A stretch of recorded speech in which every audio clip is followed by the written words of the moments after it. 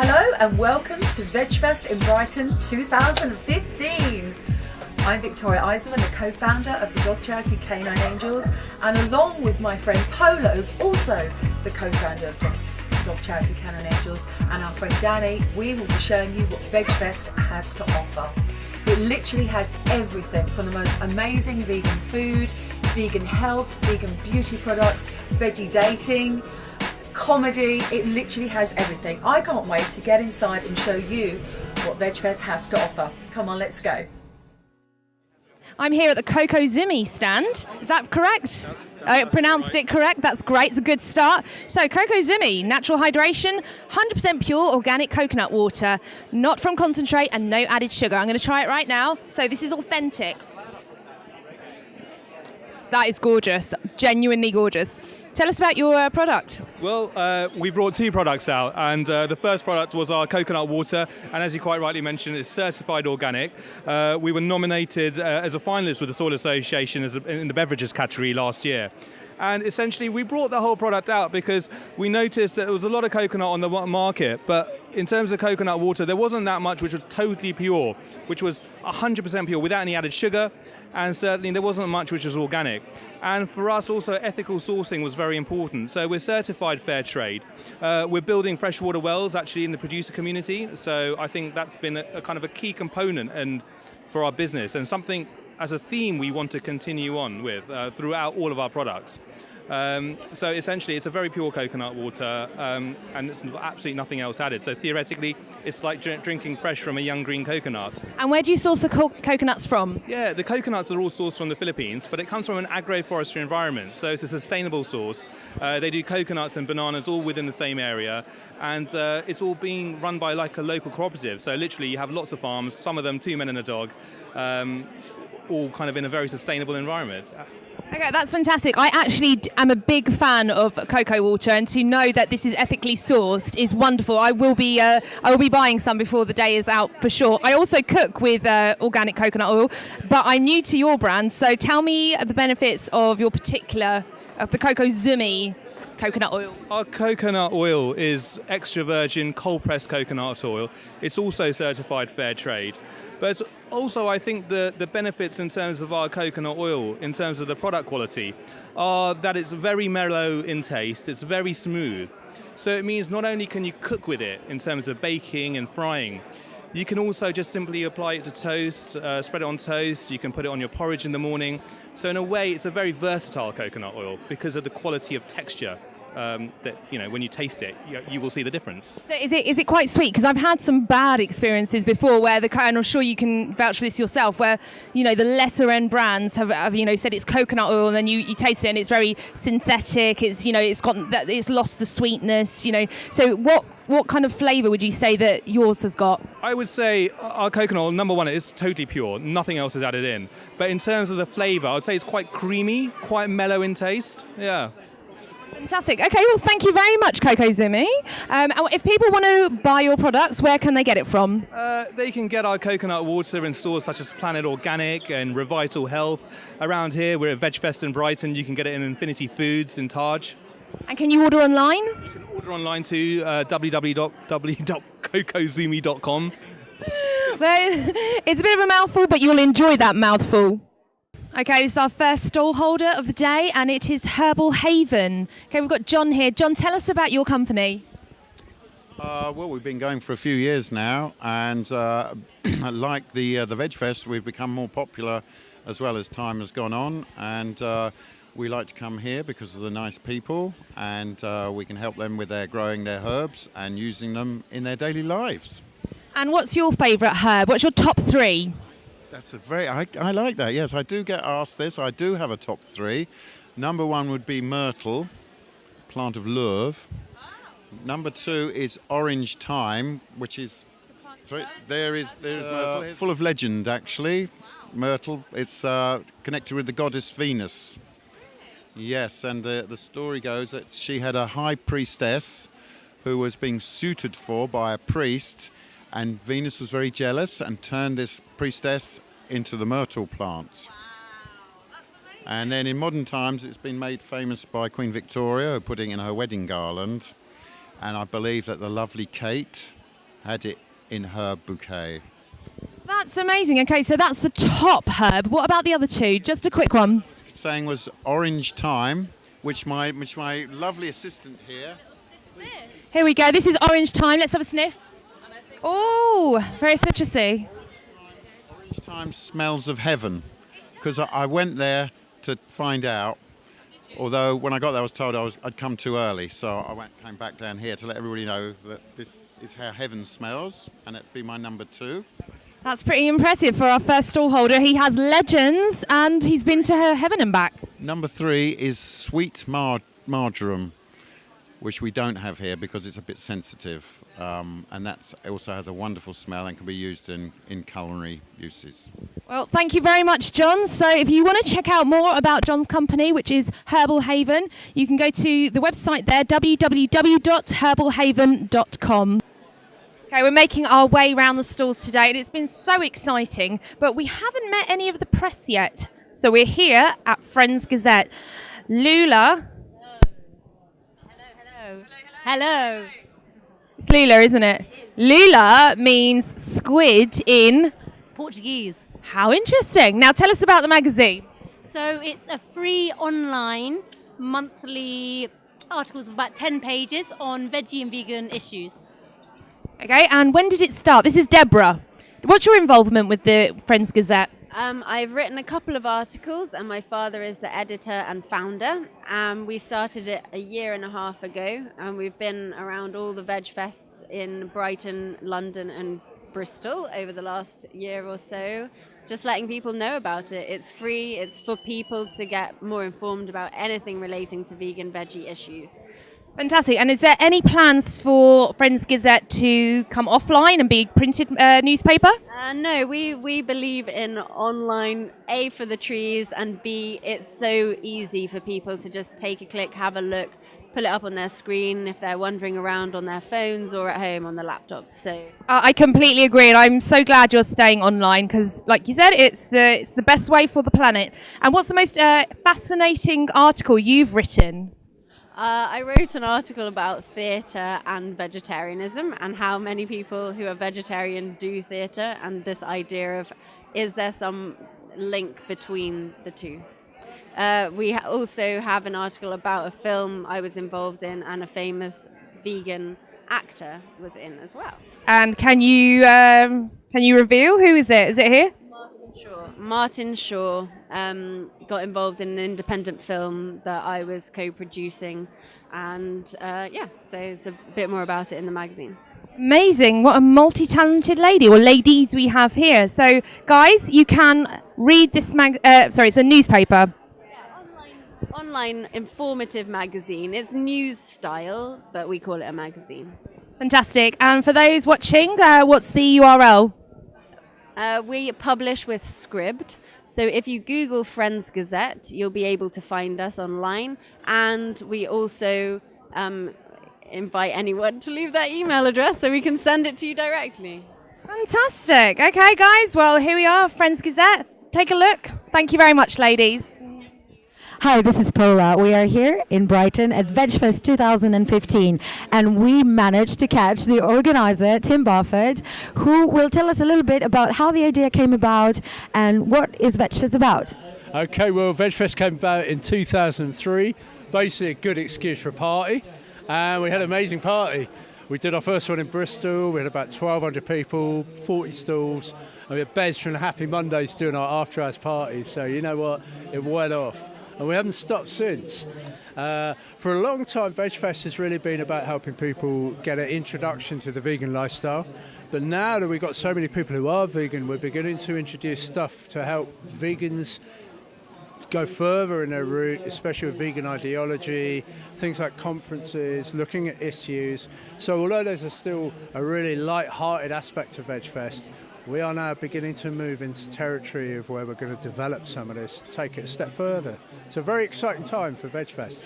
It is a very exciting time for vegans in general because we have been a minority for a while, but last year we've noticed many of our friends and family turning vegan.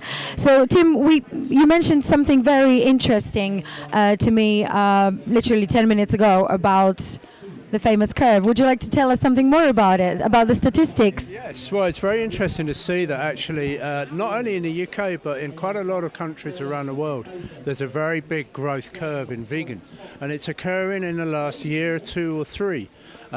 Those of you familiar with the concept of the parabolic curve, the parabolic curve goes very steady, and then suddenly takes a sharp rise like this, okay? And this is what's happening all over the world, but especially in places like Germany. If you look at the statistics in Germany, you're seeing a huge increase in vegan. The UK is massive too. America, huge amounts of people going vegan. Australia is a big growth area. So it's like an idea whose time has come. I had some guy from Poland asking me about doing a vegan festival in Poland now, you know. There you go. It's incredible to watch. And to be actually at a place of influence is to be a privilege, you know, to be at this point in history where vegan is now going mainstream and to be part of that growth. It's truly fantastic. Thank you, Tim. And one more question. The reasons of you going vegan. What are the reasons you, Tim, turned vegan all these years ago? Okay, well, actually, that's quite fun because in 1981 I was 18 and I was a wannabe punk. And I was living with my mum and dad, and I thought, what can I do to piss my mum and dad off? And I know, let's go vegetarian, that'll do. So it's like, Mum, I'm not eating meat anymore. Oh, my goodness, quick, doctor, protein, calcium, my goodness. In fact, I think she thought I was probably on, I don't know, you know. I don't know, anyway, I was looking a bit pale and skinny, and I think she's getting a bit worried, so... but then the vegan thing came along in 1984 for me when, of course, the time of Live Aid. And it was at Live Aid that I realised that we were, as a Western nation, we were actually paying Ethiopian farmers to produce cattle fodder. And, of course, there was a huge drought at that time, and there were many, many thousands of people suffering of malnutrition and drought and indeed dying. And of course, Live Aid brought this to the national concept, you know, brought this to people's awareness for the first time on a global level. But it was the price of a pint of milk was literally the price of a child's life. And on an ethical ground, I think many people go vegan for the animals, many people go vegan for dietary reasons, and indeed, of course, for environmental reasons. I actually went vegan because I realised that we were using developing countries to grow cattle fodder when they could be providing food for their indigenous people. And we were literally robbing these people of their one survival crop, and we were taking it to feed cattle, to put milk in our tea. And you know what, that is not an acceptable concept. So I went vegan, and I've stayed vegan. And I hope to continue to be vegan till the day I die. Thank you, Tim. Thank you very much. That is an absolutely good reason to go vegan. If not for animals, then for people and for the planet. So follow us around VegFest today. We're going to be talking to wonderful food manufacturers, ethical cosmetic companies, and we hope that we will inspire you today.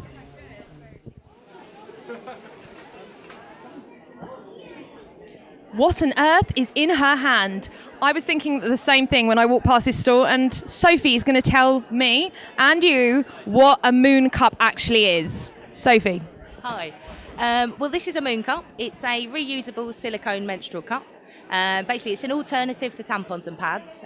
You can use the same cup for many, many years, and it creates less waste. It's kinder to your body, and it's just really simple and and comfortable to use.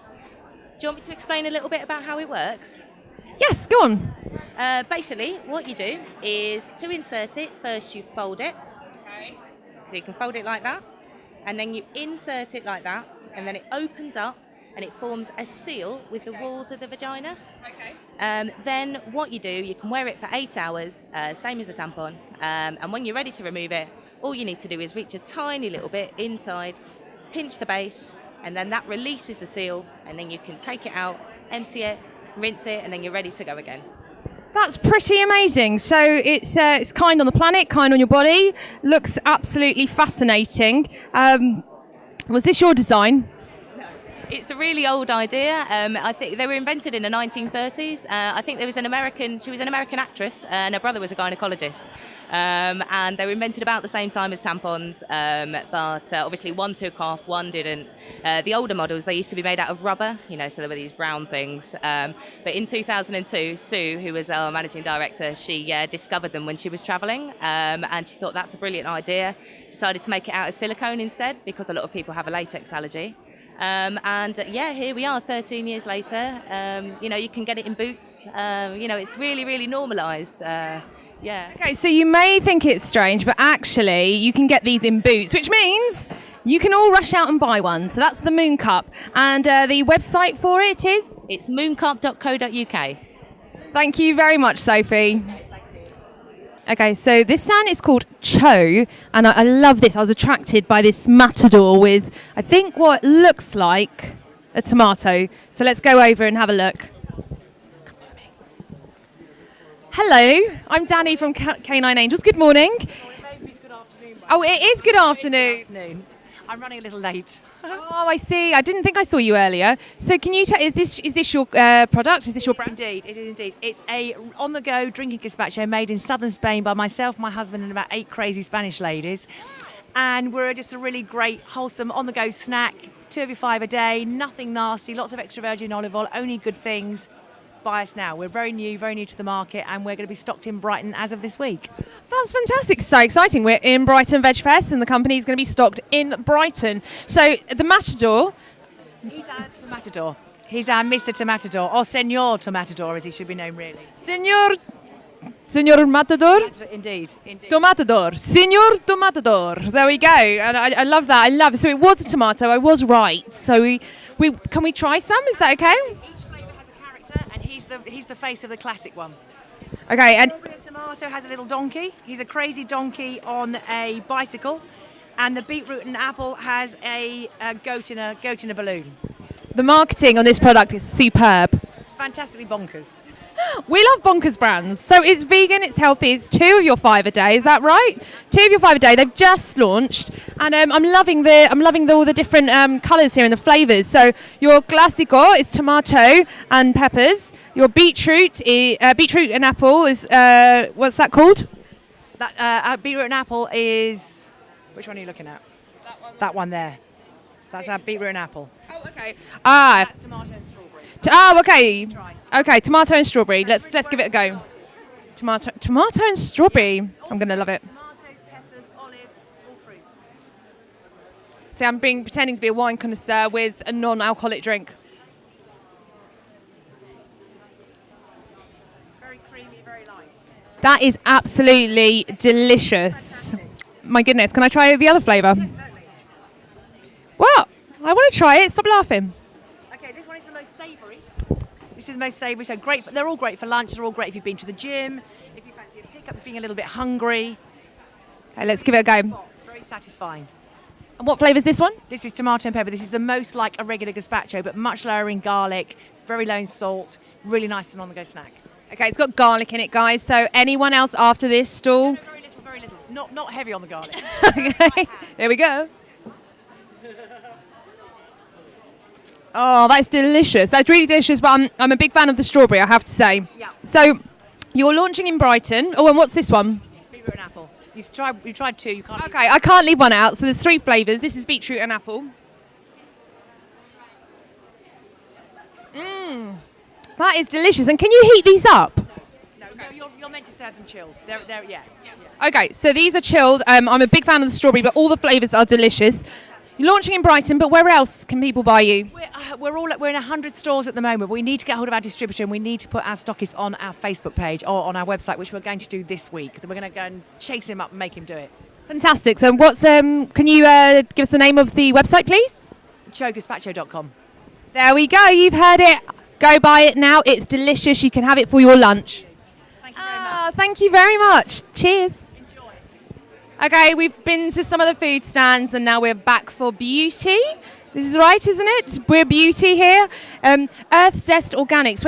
As you see, I don't actually look like Victoria Eisenman. I'm only just standing in for her. But this lovely lady here should be here. But she's the face of this brand. So I'm here with the owner, Jackie. Can you tell us a bit about your products? Well, it started off as a hobby about 6 years ago because I've got really sensitive skin. And I found a way to produce 100% organic skincare products without the need to add any water, any fillers, any preservatives, any chemicals whatsoever. What I found out is that most products on the market are predominantly water, and they don't even need to declare that. So they will get certified organic even though they're mainly water and they've got preservatives in. So mine are 100% concentrated, only use the purest cold-pressed plant oils and certified organic oils.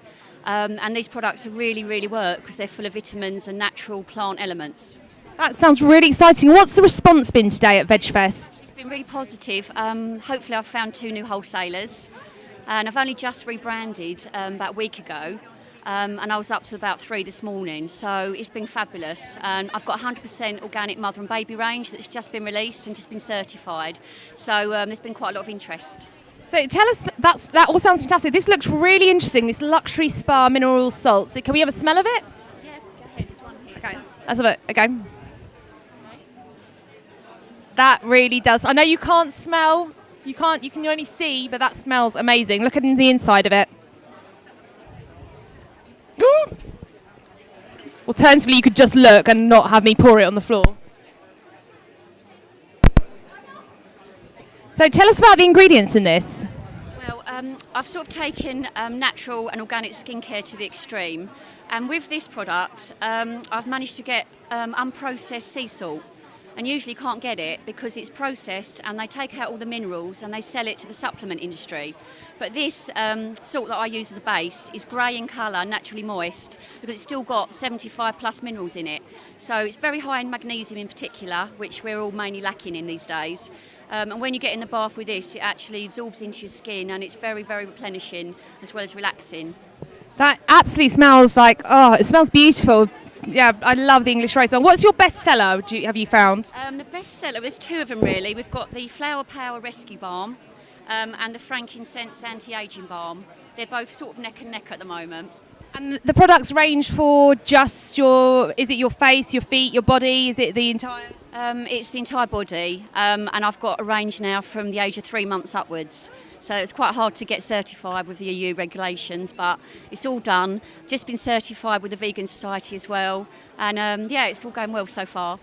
Absolutely brilliant products. They smell wonderful, they're ethical, they're certified vegan. This lady's doing an amazing job. I hope you have a fantastic day. Just finally tell us where you can find your products.